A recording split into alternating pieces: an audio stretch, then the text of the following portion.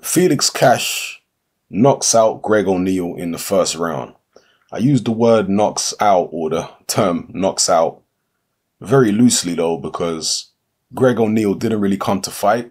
He got hit with a couple body shots and didn't really seem to fancy it, and the fight was over before it really started.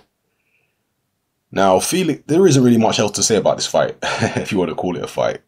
But Felix Cash was a very experienced amateur, and to me is an interesting prospect.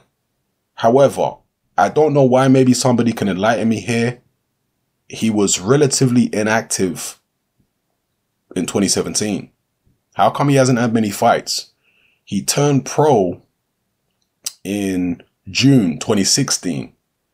And between June 2016 and November 2016, he had 4 fights. So in half a year, he had 4 fights. So he had more fights in 6 months last year than he's had in 12 months this year. Why is that? Has he been injured? Has there been some type of issue? I don't know. But I hope he's more active than he has been in 2018. If there's an injury issue and anybody's aware of it, please let me know what it is, because these things can be crucial when it comes to fighters. Some guys can pick up particular injuries and they can hamper them all the way through their career. At the moment, James DeGale may be a good example of that. A guy who's had chronic injuries that have plagued him his whole career. You get other people. Gary Russell Jr., he's a very inactive fighter at super featherweight. And is he featherweight or super featherweight? I think he's super featherweight. I forget which weight he's at the moment because he's so inactive.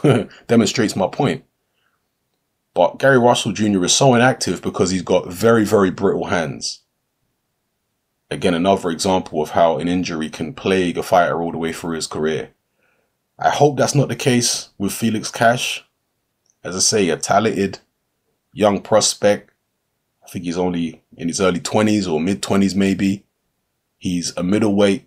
So I'm tracking his progress with interest. But if any of you have got more information about why he didn't fight so much in 2017, I'll be very interested to find out. So drop your comments in the comment section below. What do you think about Felix Cash? How far do you think he can go? What do you think he can do? What do you think about his progress? And all the other things I've mentioned in this video, as well as his performance over Greg O'Neill. All right? It's happening. I'm out.